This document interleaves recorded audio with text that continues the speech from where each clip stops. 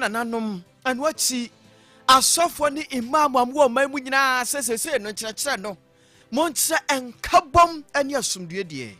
Dedicate your Friday sermons in Islam, Kubat, and Sunday sermons strictly to messages of interfaith harmony, self-control, and the danger of religious conflict. Remind your congregations that na yababo remu awo asuya ehwe enwumaku ahodo a ebo oman Ghana eho ban yabambo nwumaku no eso na enedai na nkaka ne panya no ohwe kire se defense minister enedai wodi ne dwumade nyina ba wieye nti pani ananu ada ban bo ni di man pani bo ni di no wono ne ne dwumade wo hyase. I want to use this opportunity to warmly welcome you. Your experience as a former Deputy Minister for Defense provides a strong foundation to lead the ministry forward. Na yabatumi kabagramu ewo adeso eno no ewo puemantemu ya se ya nabusia kwadamunu kura o ana kwabrane wakoto na twene ewuram baabia menei empanye ko hu no Ababia wafaye fo a watumi awo ne ba watu akwala na twene na ohonu no ena nkola omudi egwe na amuti se akwala ne so obushi ne mu yabato so bagramu ewo edwadie eni sikasam emu abre wana na se wa koto ebesum enewo edwadie eni sikasam yebekwa kopiemu ewo edwadifo ya womudi enua hudwa ewo poku ya se womudi nsem bia tudwa womu kirem se abankra chipani obutum wo hwa na adwen se wo ba betu o mafiri baby o mo wonde o makọ baby foforo o mo se enya ade a wo mo bete ase sa high tension say sabasi ye develop na ye bibia obi o high tension bia ase de e wo se o free ho na me no de ntia ye pokwase timber market ha particular kwan wo de nani esi se chinchina nchina ye ntu ha abusia bato so ewo ni jedie ensem emu Trimudahima nana akualabi ebeto so enewo enijede kasie musini twani kwadwon kansa lelwen eno ode nsem bi tudwa na wo kire se wo azigi videos bia ewo phones no bomode na fa bre no wo beto ama osikapuduo pa na wankwa nkodi agua be fotentan fidie no so it me catch mo muliki azigi for no oba bia wo be ma bia azigi ba ma be wo ba azigi mesrew fabra ni ntia ma na me ni fato wi adwuma na ma jago ese me to azigi wo azigi bia fabra me ania enkrofo de ba papa sanse krofo de guadakam abusiansam no ebi aka eyinum ho na yatena si do ahwere ba kontamu yi ye de anije wodo esomwanya samketwa na enwakọ bi na womukra yasi mu buama ya hoden ne ade anije ade asomwo Dreams Media College sansam twadwuma no na kwan edoso na momwansa na beduro no age wugi nimude ne ntetie ntibrai na yemfa saade no emma wo D&D Nursery Company Limited mpanyisa nei kube amango eba no ayi koko ene meno a womo ejremu pinti bo wachi dom se dodo bia wo hia bia kwani bra na womo edebe sobo nya nonko saninso se nei anobites ene capsules no wo se adwuma no ya ma ne yesisi nyina da akia no yemongre mu ewo mu ho ya kabo anobites ne capsules no wodi sie ni anom ya pe na aboa mene ahoto aba na Black Wolf Security Limited say entra sima efie ho adwuma mu ho kronfotatwa moafo bia mebongro mefa japade bia amfa nko enu tientambre na wobehwekire ede amawo saso na eye nak clinic doctor su kankam o say sani adwani tie bia no behwe mogyaku awodom na fe wode adura kan ama ahoto abade ama papa G&J Ventures ebedidi ni ebenya na mpa de aduane padia na katia na wose yebo edi ewura na Mindset College mpanyi se abofra no wamba boama ne nwasua no ba bia woso di duro toaso kɔ nanim no woma tenetena kwanpa na atumi aboawo nyame akwan madaka ni o wunya fa afra Dr. Kacha se woba ntafo egum na ne waba beje kwada no hu ne nyina bie Asking Cancer Venture say what de enua papa yenkonua papa tables ahodo wardrobes no wo be nya de ma na manu a muhia dress me do no musumumra munsa ebeka modie ewo ho Dr. Jesus Herbal and Spiritual Clinic say dia wudi wani hunu de wasote no anya no anko nyamba wo kire enti sunsum ne hunamani ado ahodo abese oso no na kwan ewo ho bra wo beboa ma hoto aba eni nyumaku ahodo a akai SIC Insurance Company Limited abusia make am for the amount say wo pese obo ajapade ho ban dia na wo mpese wo haw ebeto a me pacho obowura mu ewo SIC for akache Redeem Great Power Ministry enso so sa me kan cho say ene nyame eto nsafre ye nyina esanse wo de dwumade chenchirenche pa ana ehihye so abusu enya sem kuma yenkwa di mpaye we mpaye na yemfa mpaye enye ye ho aduru Dreams Village Natural Mineral Water enso na kwada na buto no nya bi no no abusua ebebo awie papa no anya bi na de dwumade nyina ania information center sahudo ni nyina so wamo ebutumi amia ya wamo fa kasebo no ato apitin na senenso sa dweno ho awo mani krom na nanmu tiawia CCA atsem akokwa so adawma jamu pintin eso adawma atsem adosina na japintin jamu ewo kan krom na fe adawanim ewatsem tia dominu ajepo efie ni fi atsem adwafo 2 PM what media menem gidie koka buafo watsem krobo Santa Cruz nyafo man adumunti sakapia tutujago mpintim pimrancha atsem bontodi ase organic odentro nine bisaju su jamu achimbo to dia sinsra kede waso na obutuo na sanuso sende no size ewo asante achim odubi saso ena aibe quality ajeni mbwatin achim asubua obolo sumina kese adona su jamu achim asubua north nyaminsa wom asante achim kokoben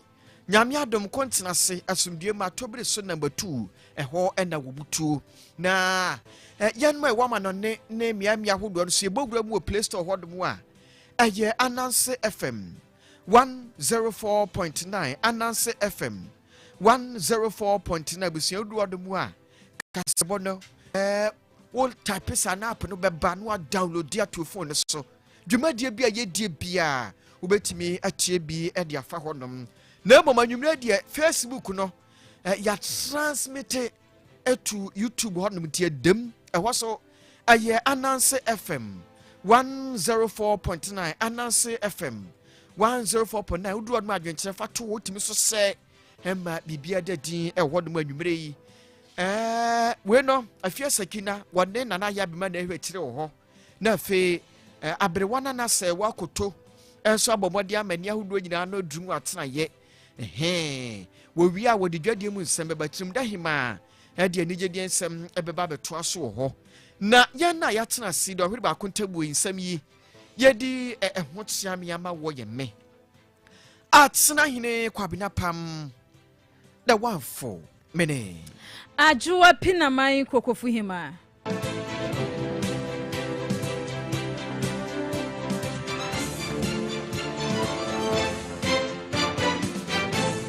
abusia yentinsimu na ye kai wo manfo ses wo manfo refia won fiempinu ane aduanu nan mu emra mampani John Dramani Mahama wo bo ne ntoabo apre ba nwa konwa no wo kire se wo de nhihedie bi beba se nyame yadom na so odi akonwa na nhihedie a wo de ba ne se wo bepa bedwakuo a wo mo ba behwehwe aya ban enwuma hodo mpanifo binum a wo mo nya akonwa di ye e wo man Ghana mu ha sei se ya bandada ne penso so no akrampo se nyame yadom no nya akonwa na asoafo ne mpanifo a woni wo mu edi dwuma no ye behwehwe won nwumadi a wo mu die mu obi asika bia fa ne nsase o man na japade bia wote su bia no ene ye behwe ne ya twetwe a na eno na ye frɛ no eye operation recover all loot ye twani tia efrɛ no oral na emra mampani nyame ye na dom no nya akonwa na apɛ ene wote abadwakuai na eye soafo a wono na hwɛ mono ne nsam so sam wo kugye twabra kwa wonabo wono na kyese wodi animu na ene omo ye bia na yenti ho asɛm ana sɛ wo hono mo a na Ghana fo ora akosi se ene hu mo aye aba na mo aye aba nyina ne sɛ soafo wono na hwɛ atem onwuma so e wo man Ghana mu wono ene ne wodi atodwa kyerɛ sɛ ora no enkwada yo wojina ne na so pampe na se wo mo ye hwehwe wo mu nsemu no empempem apem wo mo do so papa se na anu ada yete yese aduasa nan ensem ewo hono mu a owura wo mu hwehwe mu o aduasa nan no sesa ebro dodo na wo hono mu a wo mu hwehwe mu a wode ho nsem atodwa ne dai na wo resetting Ghana citizen engagement town hall meeting course wo ni nyina ewo atifido apoye mantemu mampani John Dramani Mahama ne nto aboye a wobo ewo atifido apoye mantemu na Dr. Dominic Ayene wakwapie mu wo hono de ho nsem atodwa no wo kire se wo hwe doketa hodo nkrata hodo wo hono ma wo mu hwehwe mu a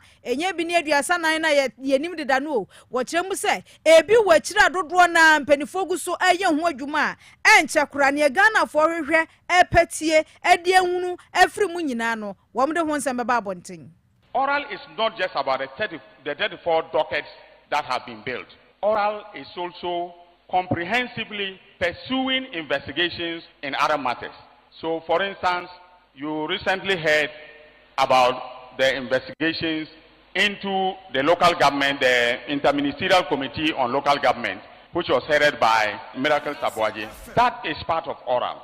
We need to look at it comprehensively and not only look at the 34 cases that have been built out of the oral committee report. So, ladies and gentlemen, on record, oral is doing a fantastic job, and the people of Ghana will begin to see the results of the prosecutions sooner than later.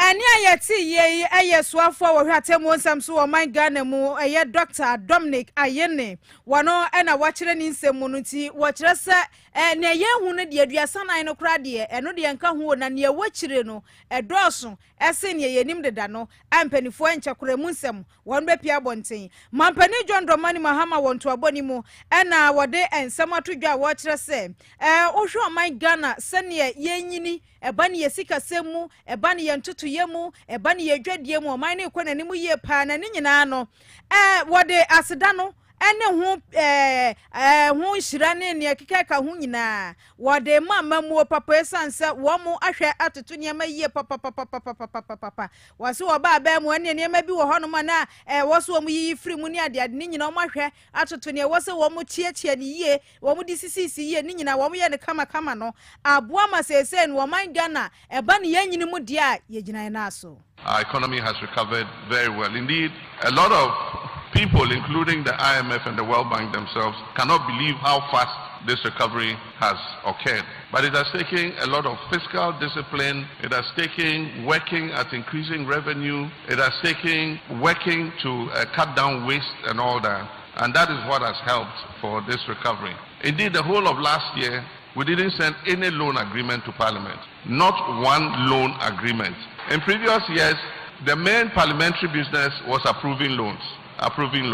This time, for 1.5 years, actually 1.5 years, until June this year, not a single loan agreement was sent to Parliament. And so it shows you that everything that we've been doing with our own resources. The first loan agreements that have been sent to Parliament are the 300 million World Bank Star J project, that is to end double track in our secondary schools. And the second one is the $500 million feeder roads project. Those are the first two loans since this government assumed office. And so we'll continue to be very prudent in the management of the economy so that it can create the opportunities for our people. Now that we finish the stabilization of the economy, our next focus is on creating jobs and opportunity for our young people.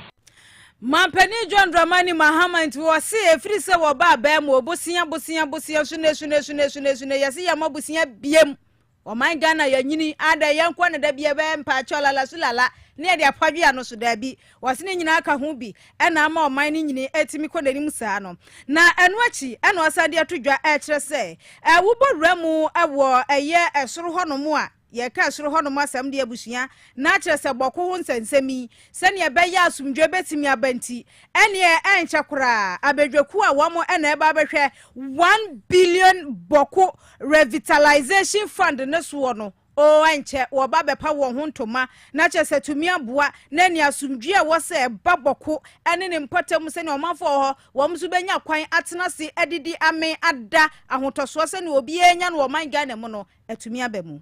I want to commend the IGP and his men. Upper East is safer now than it was before. A lot of the motorbike snatching, armed robbery, and others have significantly reduced. And my final one is to commend the traditional rulers and the people of Boko. Boko is finally calm. The guns have stopped sounding, and people are beginning to go about their business. I believe that if this peace continues, Boko will bounce back to its original glory as a major, commercial area of our country. And a lot of the people who left will come back. Teachers left, health professionals left.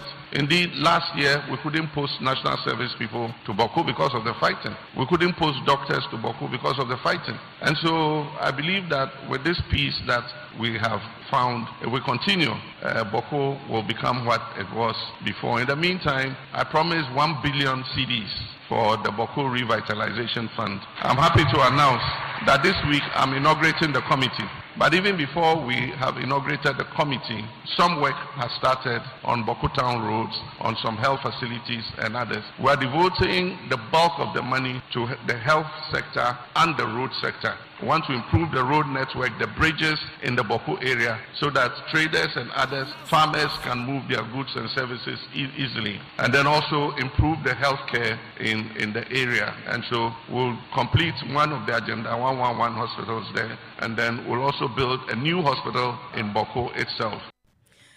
Mampeni John Dramani Mahama anabusia yatene nkaninti etifidwe poe mantemu eye resetting Ghana agenda ehonto abono ena chese wodi akopie mu ewo mu nsembi enono yetwa so na yabagura mu ewo aposifo wo mu akache danwa da bogura mu ewo abefu ntitafide kese so busia de na nam ho nyasam ketwa na nyina ne se imam bia wowo enfidie no so de nsam bia kotodwa ana eno ka ho bi ma prophet ba ko ndo no so de bia kotodwa ho ma nsam de be buburja na eno ka bi ma bre ba sa na posifo se wa ma ne atimu na sumdie de ahia we be se sumdie ne fefe eno ti o me yantam na mo yese da bi mu amo ye sa de no momra yate mo abusua akwawie ye a wosofo no a yate no imam foi ya jabin mama omini ni jira ho akasa de hu anse asotoro na machi saw na dia hon ma sofo ni so tare no ni nyame na ba mu anka wotetoye na ensemi ba sapen na Ghana de sie bie wo mo atisi mu o efidie no so ayi ba kui young boy ba kui awa ba TikTok stubborn guy no enko 46 so nu achi ni obawura mu Facebook a na dia ba bia ba fa bia enam ho si de na we ba ne te so tim sansam no anu aye den na ena kan bia me nei posimu rempima siedu yera Christian tete yohunu wafra soma hodo mu nyina panyifo nyina ene wo mo adi asiemu na ensemudi onyomadie no yese won bedi omho komo na nei kwan pa won be fa so soma hodo wo man mu no won betumi agina so akasumudie ho sam enkabo mu de abeba ye ntabo no won wadi ho komo sa ewo post atnaye na aka ho bia ma empanyi a won ho nsensem ya nam so bia beduru se nei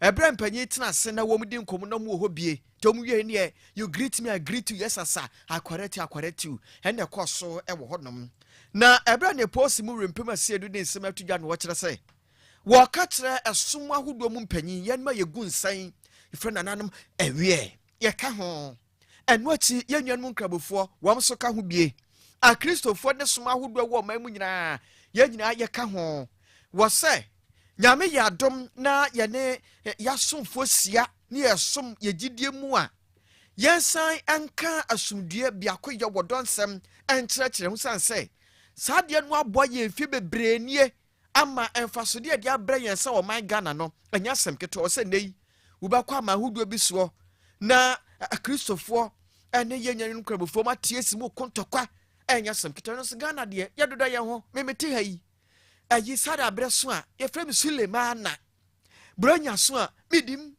na nananom nyabo cricket obehum na misim na pada egume ho enti wobesresa saa anyonkofa ne odo no atra yensten abesi sabiri no yama ne ntra ho no mo a na wo mu ete abefu fidie no so ɛka Samuel Safata no muntwa so esan se manya ya yɛbɛkye mo pɛɛ. We gather in a moment of profound tension, a moment where foundational peace of our beloved republic is being severely tested. Over the past week, our nation has watched with heavy hearts as a storm of religious friction unfolded across our traditional and digital spaces. I stand before you today to deliver a clear and unequivocal message.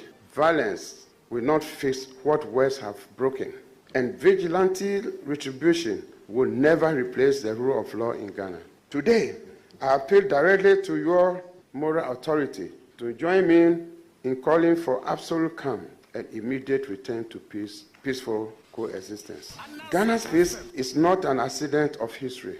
It is a divine blessing brought on the shared realization that Christians and Muslims in this country are not strangers to one another. To both the Christian and the Islamic communities, I ask you to look past the provocation of the moment and return to the primary tenets of the holy text you preach every week.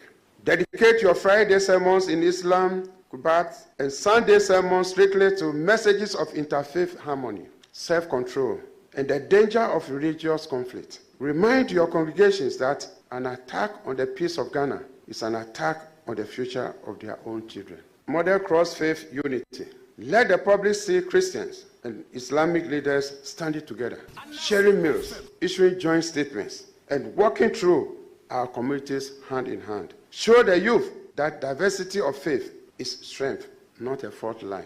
Reaffirm trust in statutory justice. And yet, ye posimu rimpimasi du. Yera Christian tete yohunu na wade signs semi atuja. Na wawiya yano ana National Chief Imam ne kasamafo Sheikh Arumeya Usaibu edeka kretu gya se. Wabasre sababi ade na duru no. Sane yenwan mu nkrabofo de nidie emma empanyi a womadi wo musumna nimpen no. Saa so na yenwan ma Kristofo so te. Entini de nu obuo no yankosoma ni nkrakra yepo se bibi ni ye ka bibi na yene no nya adwene a yenya botre na yempe kwampe be fa so betimi aboa menei odo no bi akoye wo yentabo be wie peye wo wie ye na panyipa woda Christian Council ano Bishop Dr. Ajay Lawson wo jira Christopher nam no so de kakra to aso akyese hwe saa odo ane bi akoye no wo yentabo adi akurakura mu a besi saa bre no eni ho akwanya bia se di agro e wo se ekoso asom na yapem so ko enim se ne be ye nei wo man Ghana sumdue ni menwani nkramoni ni dim satuma dibie no e beto aso ana akona enim sa. Does not have a timetable. There is no moment in our lives when we will not need peace. But violence is the product of action. Few days our country has been thrown into a state of turmoil, risen passion, indeed threatening to slide into the realms of interfaith hostility. The type that we have witnessed not far away from us in the Central African Republic. We know what has happened there.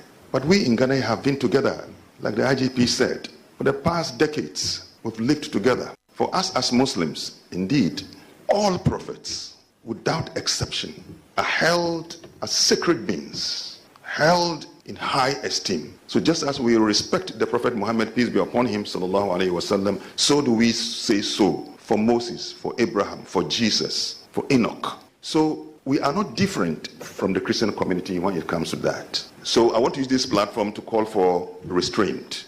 Ghana is a nation blessed with religious diversity, and our ability to live together in peace remains one of our greatest strengths. As religious leaders, we occupy positions of tremendous influence in our communities. Our words can promote understanding, tolerance, and unity, especially at times when tensions may arise. We therefore encourage all of us to reject intolerance, hate speech, provocation, and violence. Instead, promote dialogue, mutual respect, and peaceful coexistence. Let us continue to remind ourselves and our congregations and followers that regardless of our faith, traditions, we are first and foremost Ghanaians. Our diversity should unite us and not divide us. Na was ansem yachi and Penya Yapa was say one shall soon be whom some so were maimu, betre. Nasa Peace Council Penny Patch or for Ora George Amo Edeka Cretua Swatch. Young country Ghana this year nanim penyin ti asese sadia yahunu that's biano ebi betumi essence bio enti senei empanyi fra ya ba se den sia wodo beto fom sane ya be ya wo kire bi ekoba se wo bi kopatiri e ma sade ni sibio a ye behu na kwan. I think God has a virtue that is clearly pronounced than any other thing that I've observed. The virtue of diversity. He could have given us a common language, but God decided to give us different languages. It is significant, and I'm sure in His wisdom it was for a purpose. So diversity is good. Indeed, there's no way we can use violence to answer a violent conduct. We cannot. It has never succeeded. Colleagues, it will come. Today will not be the last day. I just want us to be sure about that. It won't be the last day. So our Christian brothers and sisters, leadership here, it will come. Our Muslim brothers and sisters, it will come. But let us come up with mechanisms that are able to deal with these matters whenever they come up. Because we are going to give birth to deviant children. And from time to time, they will hurt the morals of society. So, IGP, let us be prepared and put in the mechanisms to contain the excesses that come from time to time. And yet, a penny church for our no nehwechri National Peace Council, Ura George Amo, Nordin Summa to Yatre say, one more council, dear Semia Quabano, one more bomb, na dear Tibia, that's be, Stobo Academy, one beba. Nti say ya can be we. Omuguso. Say ne de me ni say me ye Muslimini me yo Kristo ni. What some na de? Me ye we. Say eba ne say ye kasa won say na otoda ye preachia. We person onya we kasantwie. We person onya we kasantwie. So ye nuanom Nigeria for da bia wo de Ghana for etwampoa. Esan say ehwo no saa asum ni mienu no mo yakorafo so ba ha say yanke ye de ofa tiana yempanifo no so ne ya kasempa no aya na yesusu a kirechire nsemu na eba ne sa na ya ne yefom na ne abusua Redeem Great Power Ministry e wachema fosu ya kai sei ya to nsafre nua no mozramifo nyina ya nana ma wo mugu nsa nyina ya to nsafre mo sei ye nyina ye meka momu na nyame ya domo a efri juada edikosi ni fiada so abusua ampaya edwa e wachema fosu sika wabuom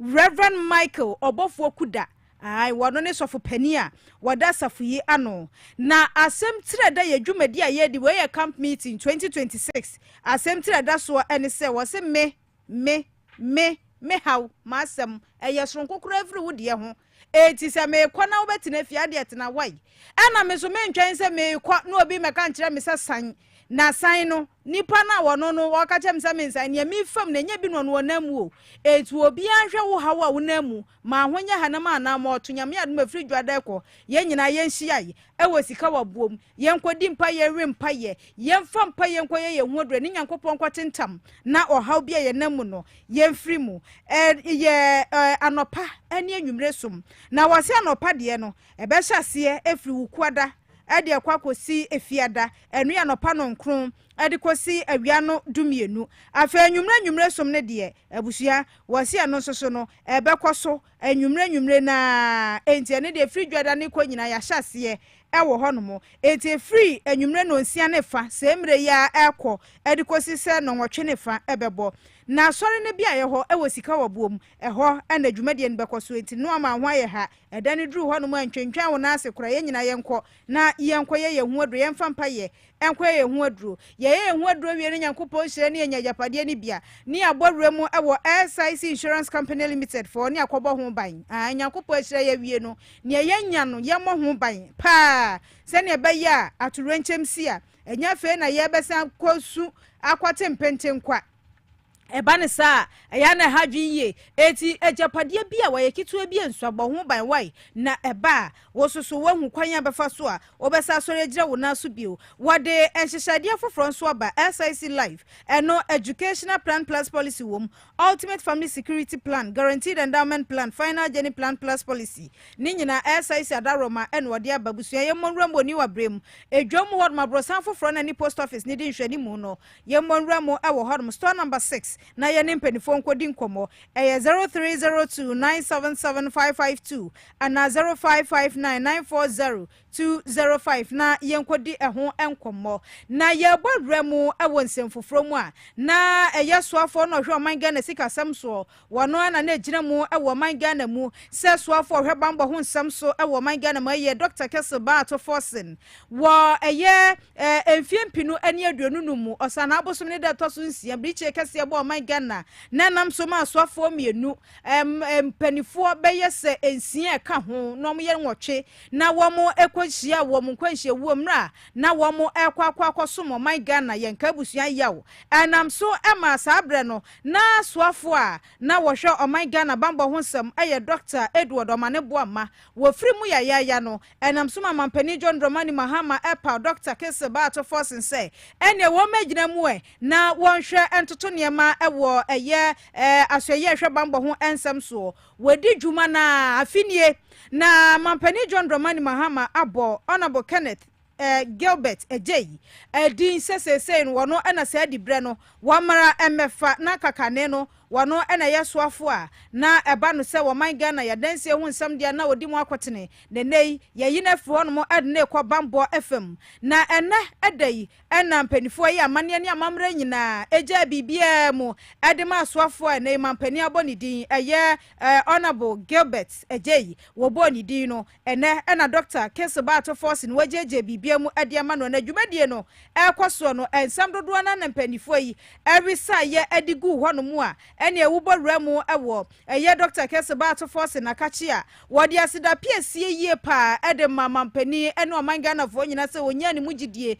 na afindie se di brei ekita no wanti kitami wanti jame na so etime ye kite mu a wodomanfo se ene mampani ase wogidi omunya wo ye ewo nimu na afa ensoso no wojai dwumadie no ede amane nua no ne nsem a wodi tu dwa dodo na ebinie.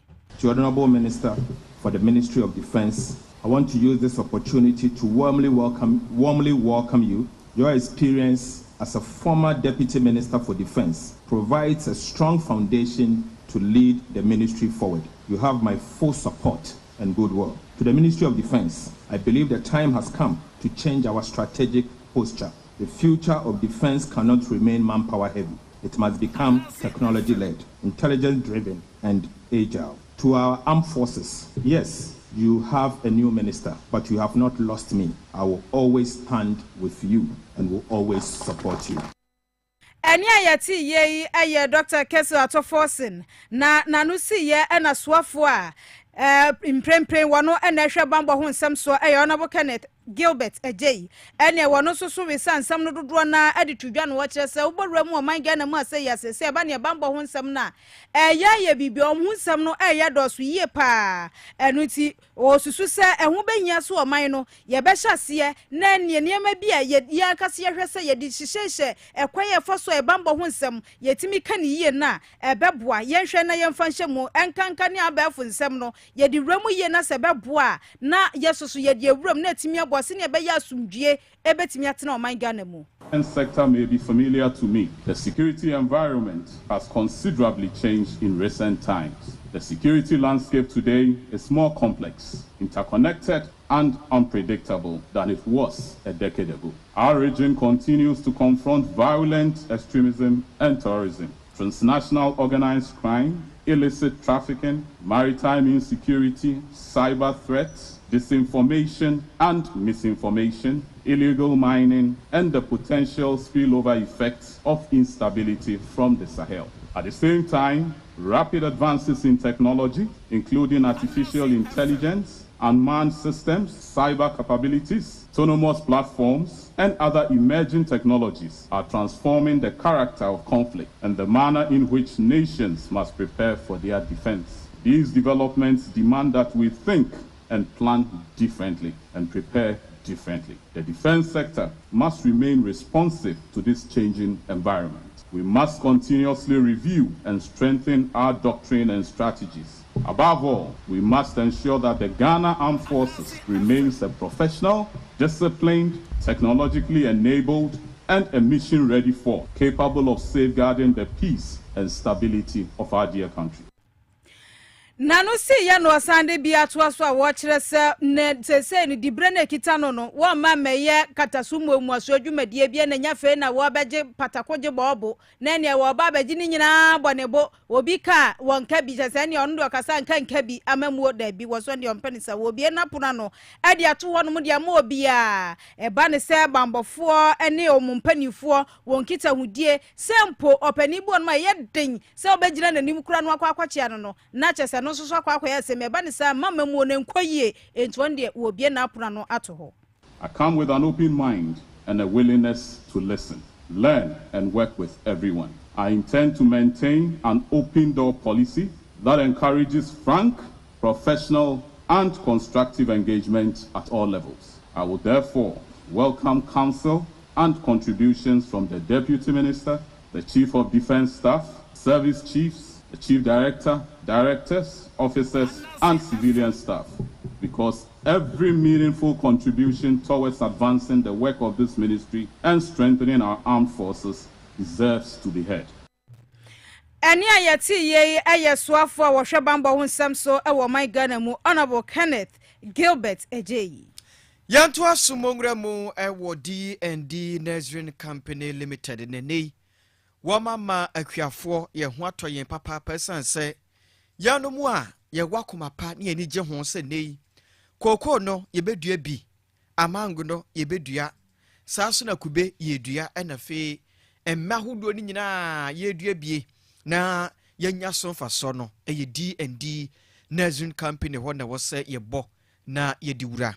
Esanse na me ne wo kasai no wo mo abomode anya botre ne adaje ama koko mango kube na fe so emma hodo ni nyina seedlings no wo ma ye ho adwuma gi ebusua asem de ne se wama ya juma no ache anunti ama enimdi a wama de nursery no atimi akona nimpa anunti nei wo ba na onsa be ka bi na de kwa acha ye nansa na ne eni asase no agese bo afi obo nsa asase na ne so fa so no wunya de ko wanimu a asem de wo mu ni se dodo bia wo hie bia no D&D se waye krado wo be ma wanya ni nyina bi wo hu abra de sika kuma bi na eba na ubedu yakache a yen no yesili nsahudu edema ne bo no ofom eche wo bia de san so gyanan so na samde ne se wo ba na ne ebedi dwa yesan akura ma security bi ka ho enu ntabu ama wokọ na ososo ukodua seedlings na ben se wasase enya so emfaso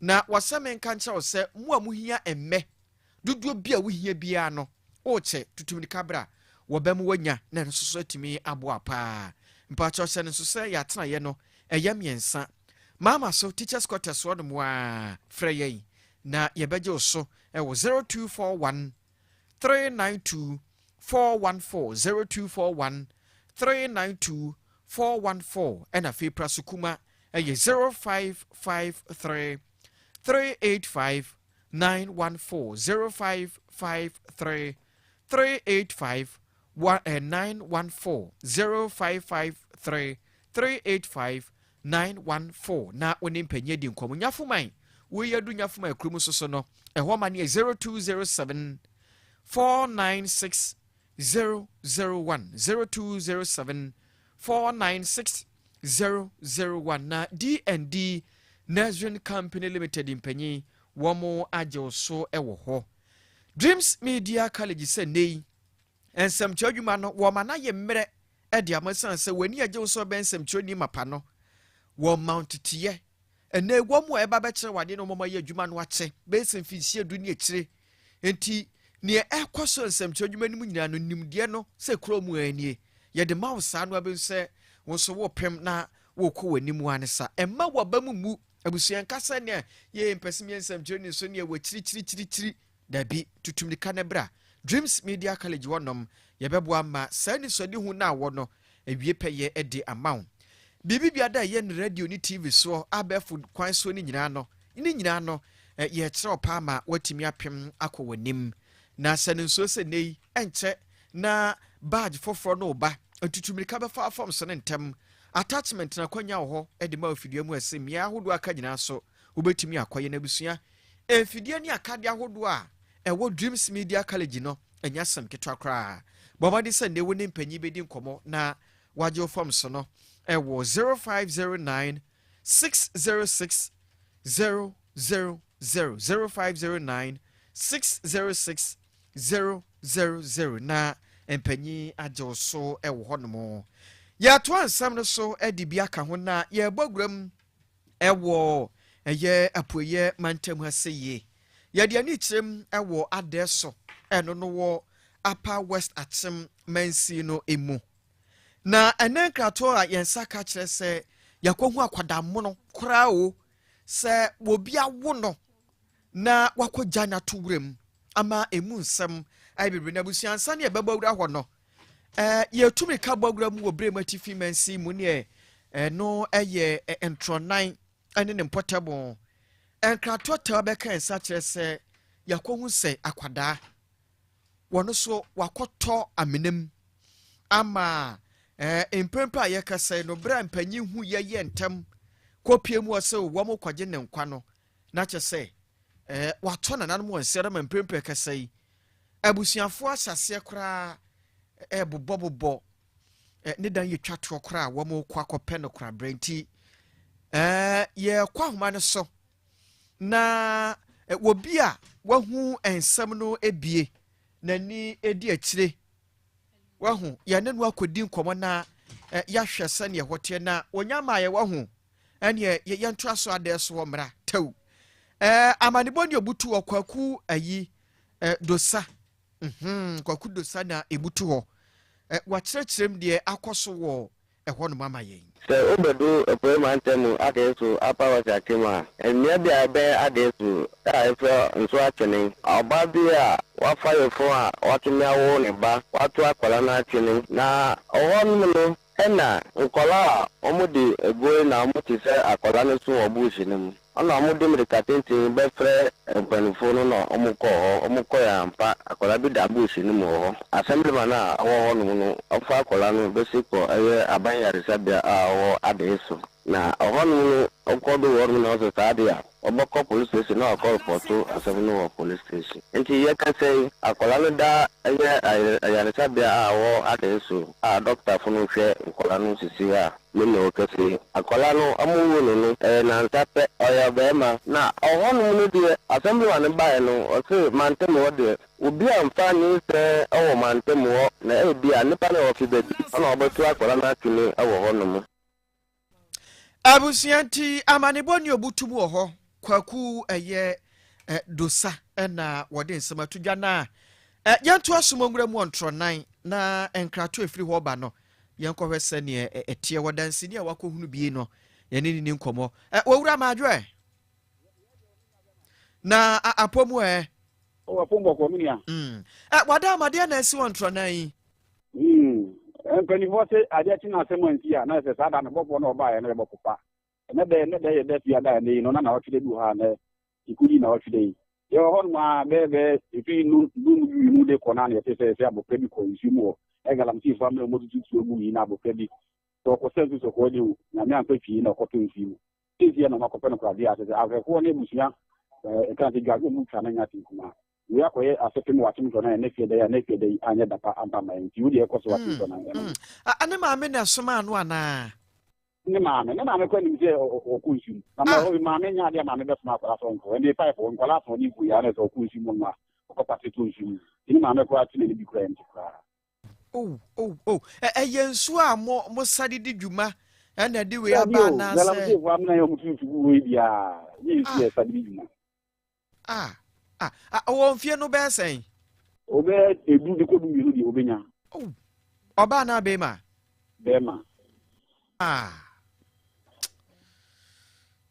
anti se sia mu no wen ti so ba de abusuafo wa ke kan mo ta se de mu no akose amene mu a ene sia me no kazi abofra no afia ka sport as so ake se ɛho nsɛm kan na akɔyɛ nsɛm dagya woka ho asɛm biara na ɛntifo sɛ de tie ne sɛ awie ne nyinaa ne sɛ abɔfra no wɔfi asase so asase so ɛkɔ ɔpanyin ma yɛna wase na yɛbɛdi nkɔmmɔ so yɛda ase papaapa yo enti yo yɛda ase paa nti abusuadeɛ fi akyem ntronan ɛba anwummereyɛ no wahu akyɛ sɛ akwadaa kora bɛyɛ sɛ mfinhyia bɛyɛ edu aba mu a gadamsɛ peti bie wɔkɔsa nsuo wɔ ho ɛne sɛ nkrato ɛba kyerɛ sɛ wakɔ patri na atɔ mu o sɛ deɛ na asi o watɔ nananom ama mprempren a yɛkasa de abusua wɔma kɔyi ɔma mu akɔpɛ no koraberɛ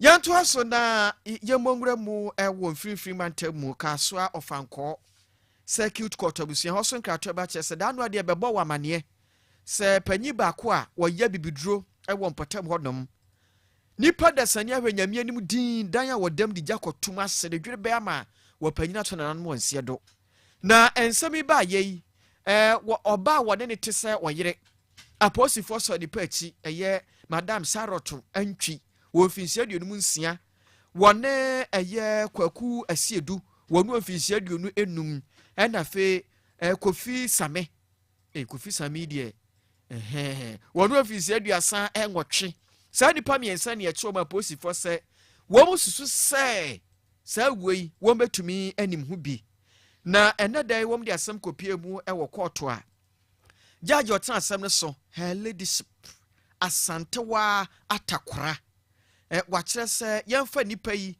ɛnkɔhyɛ aposifoɔ atena na wɔtwe mmienu na ne nhwuma ahodoɔ aka wɔkyire no mpanyin ntumi ɛnyɛ ntoa so na nanansa Matthew wɔno na wɔdi akyire No, I can say the baby mu away Castle from Court Circuit Court, Fellowship, Asantua, the Kura, Atna, Asam, so I just a minute, say, wash and crop for me, and son, the 1 quarter a year police remand 2 weeks, the 2 weeks in the show, one time than the 1 Asano. Let their buyer at this uncle for me and Psycho Pimu away court in and say, Obaka and I was chewing about 2 years, say, a doctor, be a hair by doctor from Doctor and Chief. The Babanophobia estimate the jack or to me, Fimu, much as to me, I should do the buy what I'm away in zero. Now, no, the president, Momo, a year, no, ever did the papers. On Ananse, I have finished Charlotte and Chief. I just want your patient 56 years, Kwaku SC 25 years, and it could be some 38 years. And among company, you know, I had my far, or no more a year, or more, and in the yellow Aka album, I just or more to me, or more to me decide my now, or my treasure, or 2 years if you want. And I'm so much as a panel and my wire instead of moving a chest mono, and we are Halamo SC film. I just I can decide I just SC. I don't just a place for the Omocopum or quarter,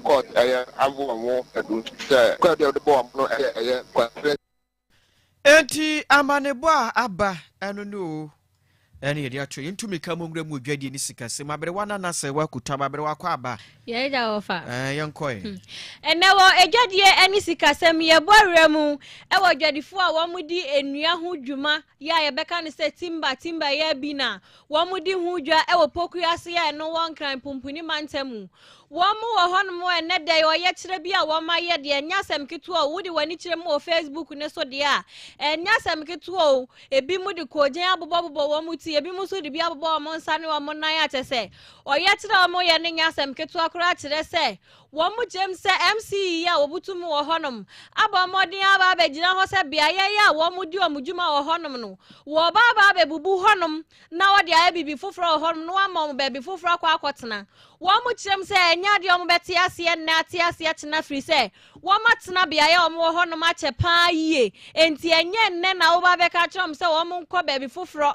na wo mu nkɔdi o mu djuma na be bia wo honom no wo de ho ba be ye bibi foforo wo mu se wo mu nte ase enti wo mu sre mampani se omra mu enfama om na anya saade a de besi wo honom no enya asem ketoa no kan ya nukure trodo ya tra ha na nya ne se in case o mampani ana ye demolition ana so person ye bibi wa ha de minimum se high tension se sabasi ye develop na ye bibi a obi o high tension bia ase de a was so free ho na minimum de ntia ye pokwase timber market ha particular kwan wo de nani esi se chinchina ye ntu ha sabi amra kwan so no so ye betu ha kwan po na de ye be ma ye baby a o mampani kofo wote so no o tu kwaso timber market o de ka prepare baby do o mo koi o mampani akofo do o aba ya ohun se jenefo baby omo nya wose omu fro ope baby do omu koi na de ne yeso pokwa timber market sa aba so mampani se obeye bibi wa ha ade no ompe baby mfa yenko meti a megyina ha me hwe nkwala bosi a makwaje a o mampani ba ya wose obehye adwuma mkuna makwaje bosi na se me de ye adwuma enti se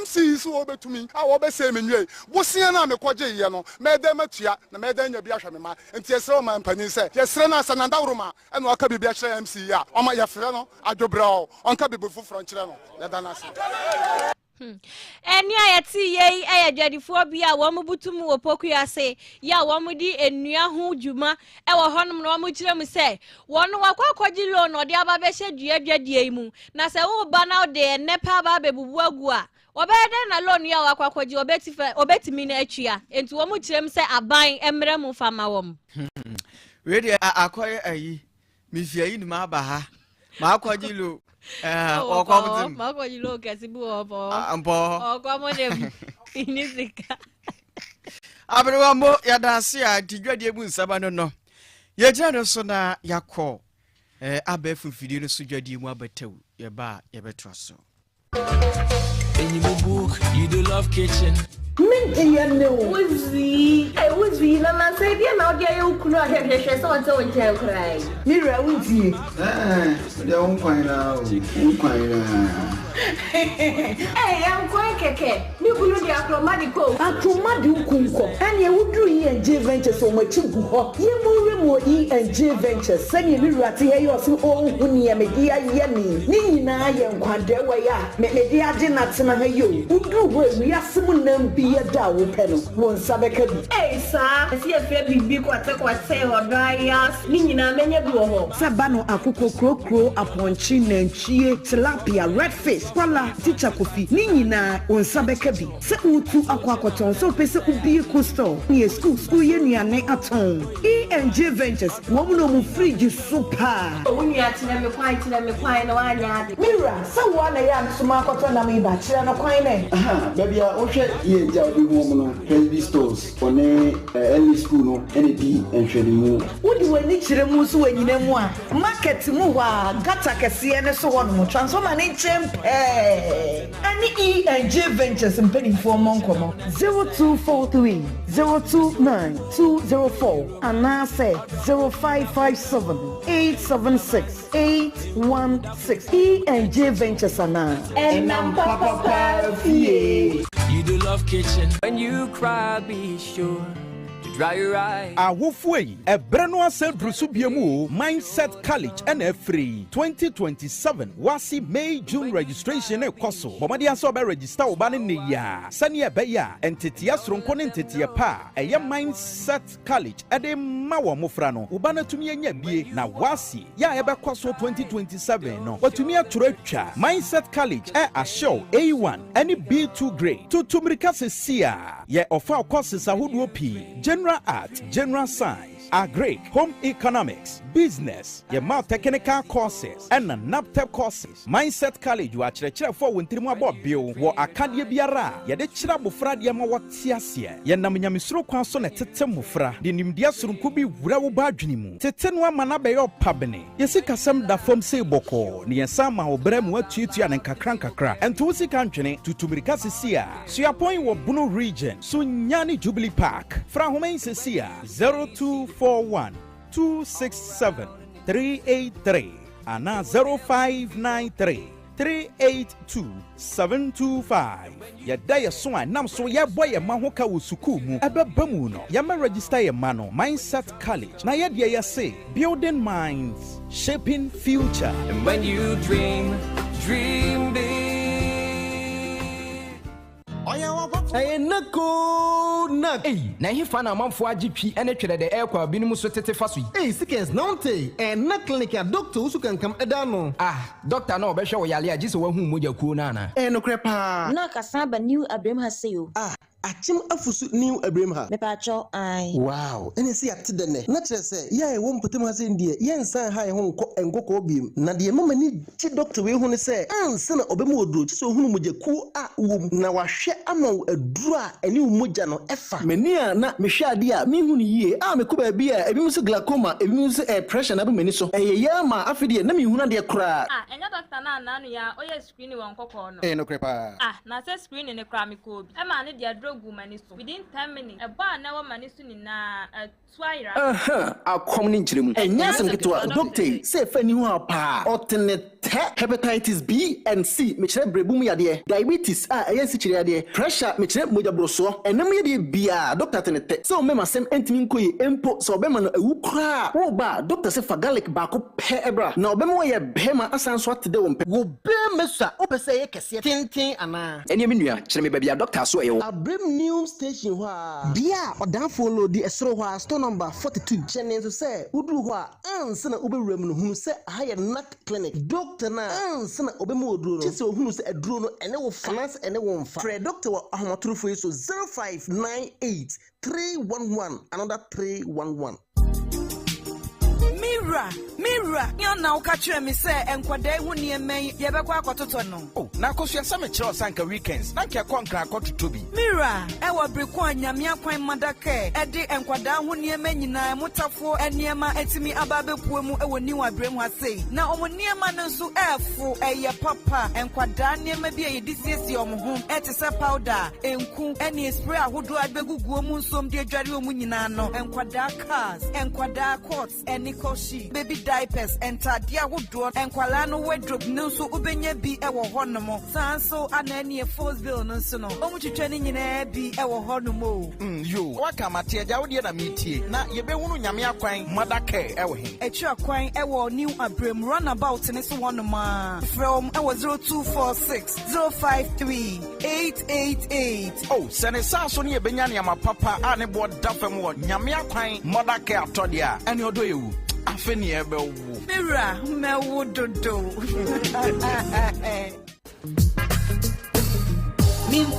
Kokinto na awari a ukowari na udam nyina soko nkonwa ne mpa kese Ade Fabro Chana.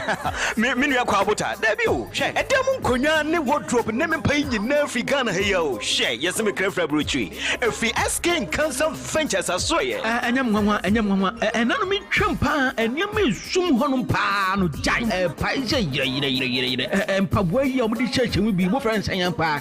Yi shurage. Just SK nankasa na we too much. She. Se ban stuffing chairs papa. Sofa, office chairs and dining tables. Any yes, I would win you nara. Me say a banner papa will better see open wardrobe in all sizes, a banner center tables, modern TV stand, now kitchen cabinet in the million jai. Matisse Funakanians were yaches, Yamania papa. Minia, and yes, okay, obey Yamana farm or crowd comedo. Catch him, Comedo was I. Oh, Debbie. Now, when he said, Oji apprentice, extra woman, Juma, the baby will do Tibet to cramp on your winning problem. I think so. What was your Jumani real person by your work and pay? SK Cancer Ventures.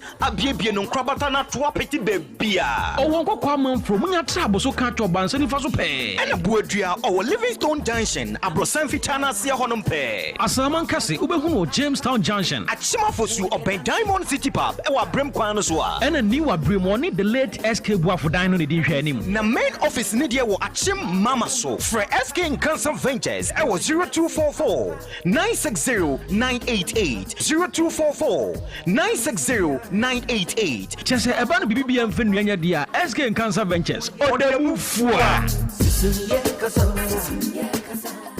Anobitas ya duro bi ana misisi pa ya me yaye enso me no anobitas no aboa me adono manumbi na me to ase ntini mu na na etwetwe me pa na mu hwehwe me se de nyame adom nyina maduro no aboa me papa na me ne me rekompoma enduru 1 minute na me ho aba me nom 1 bottle sisi me ne yire da be 30 minutes maduro no de eye pa aduro friend anobitas de semanhia nka ahadwene de na ya de ahoro bebre aha me ne so biri me nsa me treat hypertension, me sure cross another diabetes, we call me Tajun so be no so. Ya do no be a me no ahoden ben. Asase sam me my yamto. E friend me Abdul Jalil Shaibu. Na me wo how bi a eye se me ne me yere ehia mu a sesia na me ho asani me. E ma me tumrika ekoto obi. Me no me ye no yare no akọ. Asha no bi tese no de desire fa ase bi sie ne ya to yan so no me ni nyina akọ. Ano bi tese ne capsule se dro no ye no mbaako enja baako. Obenye bi ato e wo New Abrem Samuel Frimpong Drugstore. Achim Afosu Manager Drugstore. Yaya so Adesna. Hwiakwai SNJ Drugstore. Nkoko Isaac Pharmacy. Oda Ochiniba Drugstore. Kede Hair Repair Pharmacy. And a pharmacy ni chemical shop bi e wo man yi.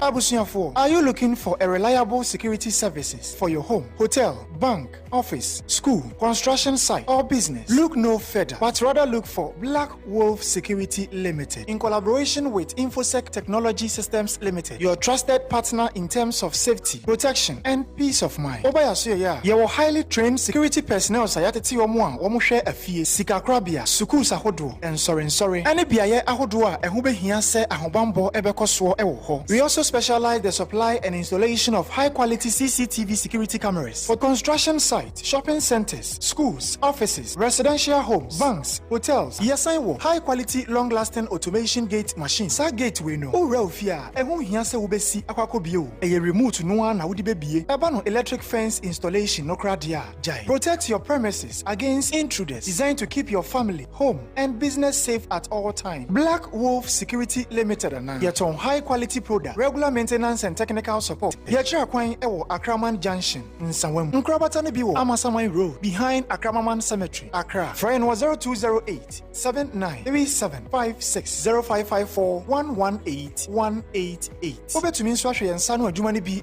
All social media platform. Black Wolf Security Limited. Your safety, our priority. Dr. Jesus Wakasa. Ochenko a yɛde atumpa no kyerɛ wo kasa ase ɔtea na nkanduru na Dr. Jesus ɔso wakasa ɔboɔ fa dadeɛ fa ɔno na soma ne na ekyiri nam totokɔhwere nyankro